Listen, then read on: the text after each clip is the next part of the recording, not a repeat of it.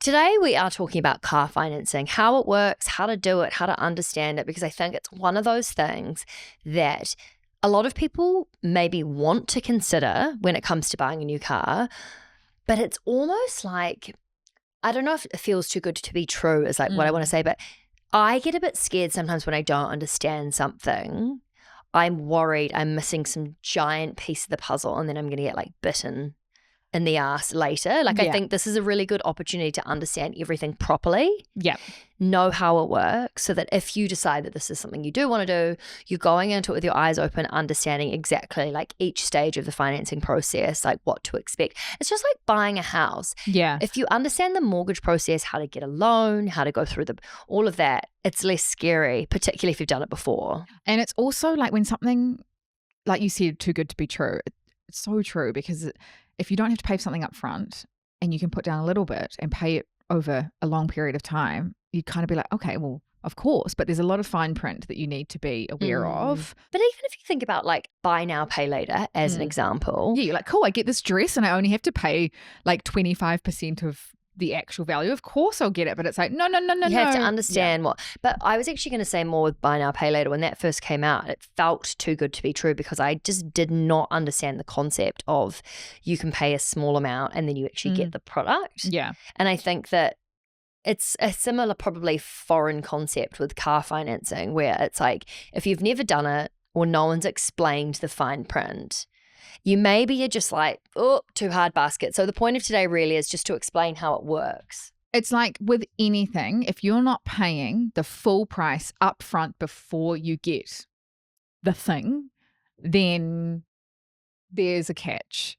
And it's not necessarily always bad, but you just have to understand, okay, well, who is giving you that money so that you can have that asset or that product now versus later, because someone's effectively lending you that money, whether it's the bank, whether it's a car finance, whether it's buy now, pay later, whether it's... But that's a really good way to think of it. I hadn't even thought of it that way in terms of someone is lending you money. Of course, nothing's free. No. You're not just going to get something.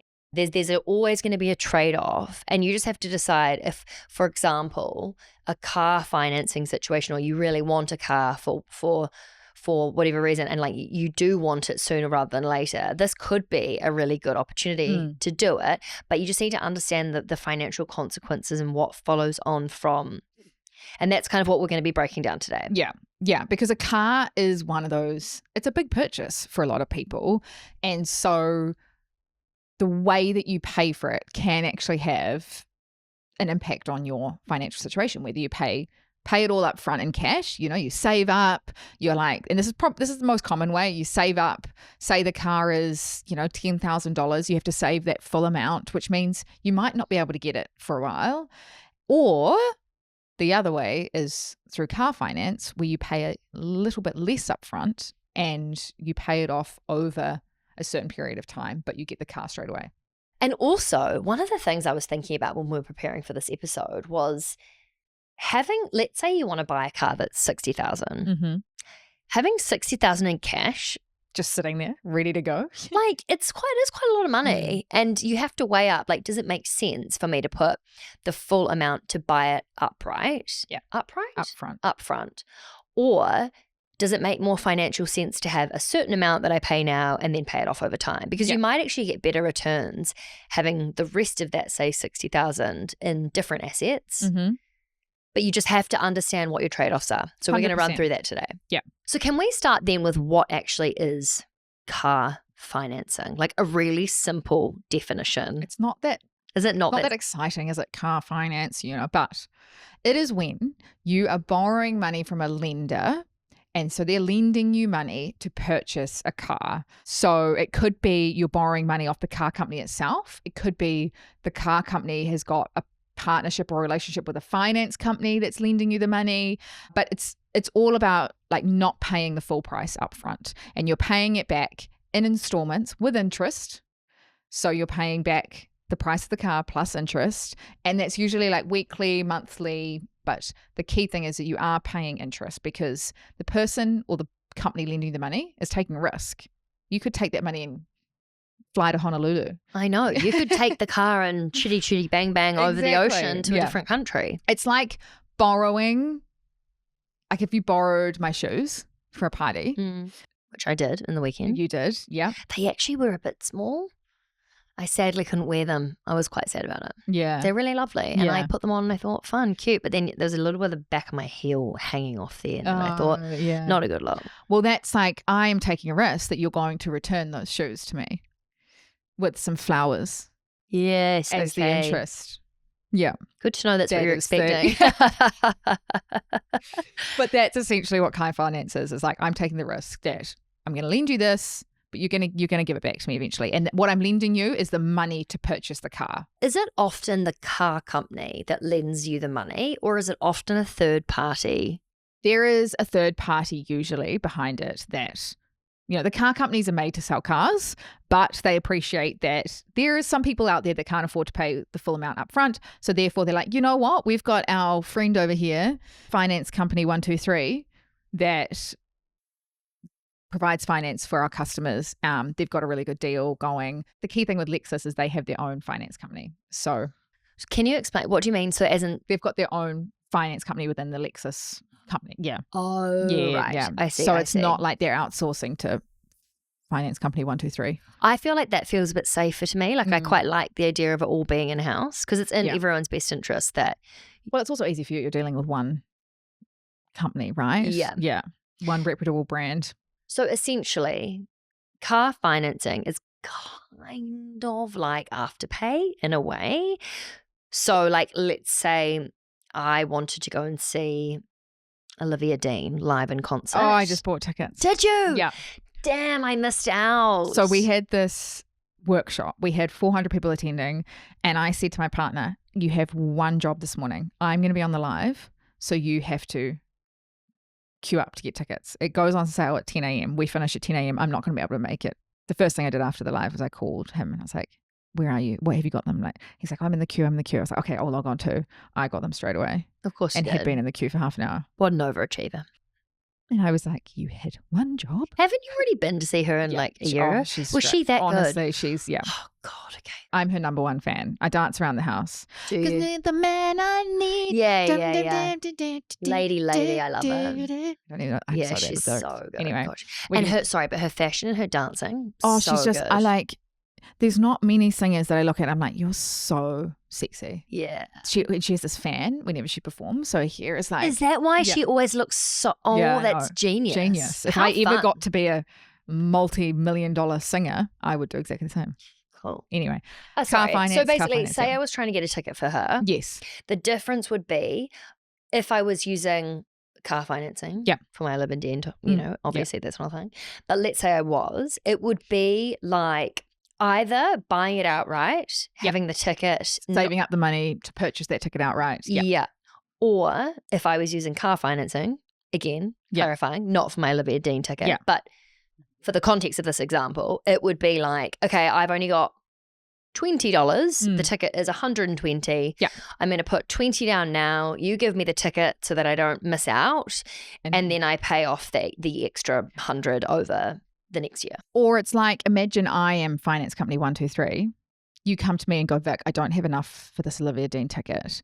Would you mind lending me? I said the ticket was $120. Yeah. So and I had 20. Is that a number? Say you came to me and you were like, can I borrow $100? I'd be like, yeah, sure. Here's $100, but I want you to pay it back with 10% interest. Yeah, okay. And you'd go, okay, the trade-off, I either miss out on the tickets and really gut it, or I pay 10% extra and borrow the money from Vic to secure the tickets now. Exactly the same with car financing. I can get the car now. I'm going to have to pay a little bit more because I don't have the full amount of money, but finance company 123 over here does. So the trade-off is you pay a little bit more. How do you decide what amount in terms of percentage makes sense or is safe? Because when it comes to things like a credit card, for example, I know it's quite different, or buy now, pay later. Yeah. And granted, I think there's a difference between a car and clothes, right? Like you definitely do not need 17 dresses. And I think when you're getting things like that on Afterpay, sunglasses or blah, blah, blah, like I don't necessarily think a car is like you don't necessarily, you can. If you have a family, you might need a car. If you live in New Zealand where you have, public transport is horrendous. But I guess my point is like, how do you weigh up whether or not the percentage or the extra amount is a good amount to be paying or absurd? Like, how do you know that? Okay, let's use Lexus as an example, because there is actually, it's not just the rate that's important. There's kind of 3 key things that you need to look out for if you're thinking about taking a car on finance. Firstly, it is the rate, and Lexus is offering 1.9% per year as a fixed rate. So that's the amount that you pay when you're borrowing the money, and I'll get into that in a bit more detail. As in like the interest? Yeah, so that's interest, yeah. So that's the kind of like the extra amount that you're going to pay to borrow the money. Mm-hmm. But I'll get into that in a bit more detail. But then there's also the deposit. That's the second thing. So you do have to put down a deposit. Some finance companies will say you don't have to, but that might mean the rate will increase because they're taking quite a big risk, right? They're lending you the full amount. Whereas with Lexus, you have to put a 30% deposit down. So you're taking a bit of risk off the table, essentially. You're paying like a third of the car, basically. You've saved a little bit. You're doing a bit of the work. You're not just It's quite similar to, sorry, what was the third one? And then the third one is the term, so like the length of the loan. In terms of when you have to pay it back by. Yeah. So using this, so the 3 key things you need to understand when it comes to the financing piece is how much deposit you need to put down, just like if you were buying a house or an after-pay dress or whatever. And the more deposit you put down, the less interest you pay. The less dollar amount of interest you pay because you're borrowing less, essentially. Yes. Yeah. And then there's the term, like in terms of the time that you have to pay it back. Yeah. And then the third thing is what is your percentage of interest? Because obviously for so many different things, it's different. And in this case, it's 1.9% of what you borrow. Yes, 1.9% per year. And the loan term for this deal, so the time frame that you can borrow the money for is up to 24 months, which is like 2 years. So if we look at a $60,000 car, you would have to pay $18,000 up front. So that's your 30%. Yeah. And then on the remaining $42,000, yes, if you paid that off in 1 year, you'd be paying 1.9% of that. If you spread that out and you were like, you know what, I'm going to pay off $21,000 in the first year and $21,000 in the second year, you're paying 1.9% each year. Okay, we're just going to put a graphic on the screen right now because I think when it comes to numbers, even for us behind the scenes, we were like, okay, so 1.9%, we really want to make sure that this makes sense for you. So basically, Vic, when it comes to the 1.9% of interest, this is on whatever you owe, right? Yes, and interest on any loan, if it's car financing or any loan, it's never calculated as simply 1.9% of the balance. It's calculated on a daily basis because you're paying it off, right, over time. Right. So it's calculated on a daily basis of the amount left owing. So obviously, the more you can pay off up front or the more of a bigger deposit you put down, the better because you've got less that amount owing. So in a really simple term, this whole deal is essentially whatever you're borrowing, once you've put the upfront amount down that you can on a car that you want to buy, whatever you're essentially borrowing from Lexus, yes, you're paying 1.9% on that, which is actually really low in terms of like 1.9% is actually not that high. So so the longer that you take to pay it off, the longer that you'll be charged interest. Yes. Yeah. And you're right. That's the good thing that it's 1.9% is that it's super, super low. So it doesn't compound nearly as much as other options, which might have a higher interest rate. Right. So, but why would you then spread it across 24 months? Why would you not just do it in 12 months if it means you're going to be paying less interest? You might not be able to have monthly repayments that high. So you might be like, you know what, the max I can pay each month is $200 a month, a combination of interest and principal. So therefore, I want to spread it over 24 months because I want to reduce the monthly repayment. But also, you can trade in your old car to pay for the deposit. So say that you had your, what was it, Toyota Prius? No. Honda Jazz. And surely that's not getting me much of a deposit. And they were like, you know what? That's worth $5,000. You'd be like, woohoo, cool. Okay, I only have to pay $13,000. And can you trade other cars? They don't have to be a Lexus. You could trade in like a random car. Yes. trading in my Honda Jazz. Like, surely there's the They would pay you to take that off the streets. shop yard. Also, but I'm just They'd be like, can you stop? It's ruining our Lexus brand. because like, what would they get for that? It would just be money and parts, surely. Yeah. You'd probably better take it to the scrap yard. And if you are looking at taking a car out on finance, there are some key things that you should look out for. One, we've kind of touched on.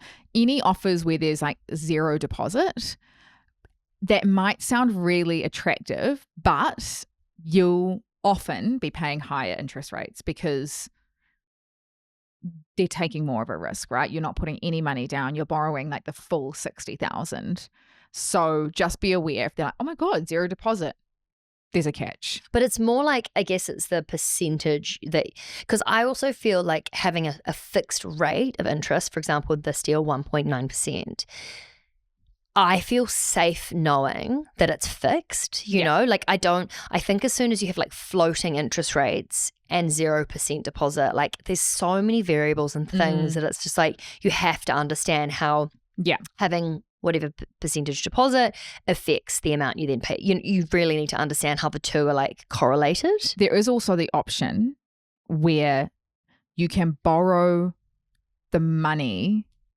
Like the attractive thing with this, the 1.9%, is that it's lower than most mortgage rates as well. Because what a few people do is they take that money, they add it to their mortgage. So they take they borrow the money, they put it on their mortgage, and they actually end up paying a higher percentage because you might be paying 5% and you're paying it off over like years and years and years. So this is why not only is it attractive because it's 24 months, which is quite a short term, but it's also 1.9%. So it's quite an attractive. And if you put that in perspective, credit cards, if you bought a car on credit card, you're paying like 20%. So yeah, very, it's very super attractive. low. Yeah. So let's just say I added 20,000 from my mortgage and I pulled it out, and then put that money onto this car financing. It's the idea that you're paying a percentage on that amount over 30 years, opposed to like it basically nets it out where like it makes you're just sense. Borrowing 20,000 at a higher rate, right, to pay for the car. So it's a really attractive way to borrow money and pay for a car without using other means of getting debt like your credit card or your mortgage, which is higher rates. Does that make sense? Like if you're wanting to buy a car that's 60,000 and you don't have the money and you borrow more money against your house, so you increase your mortgage and you're paying 5% on that 60,000 versus 1.9% here, of course it's more attractive. Or if you take it out on a credit card, you're paying 20% on that 60,000. It's just a very attractive way to finance a car purchase.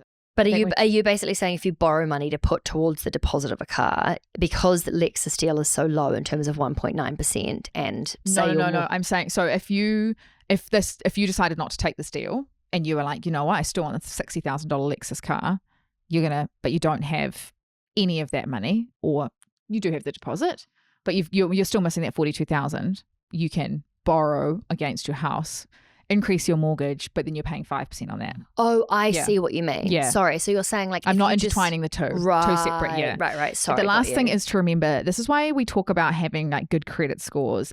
If you have bad credit, you might not be able to get some good finance offers because you have previously not paid back your debt in the past. Or you might have to pay a higher deposit. It depends on the contract, right? Or you might have to pay a higher fee in terms of the interest. So it's just why it's really good practice to always make sure you pay your bills on time, always pay back your credit card minimum repayments, like just stay on top of any debt that you have because it could come back to bite you in the bum.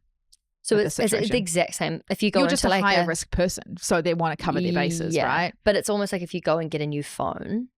Yeah. Or something, you know, and they do their credit check like before you can get the phone out, right, and pay it off over 24 months. It's the exact same thing. If they do that and they search your name and it comes up being like ding, ding, ding, doesn't pay it back, you either don't get it or or you have to pay more.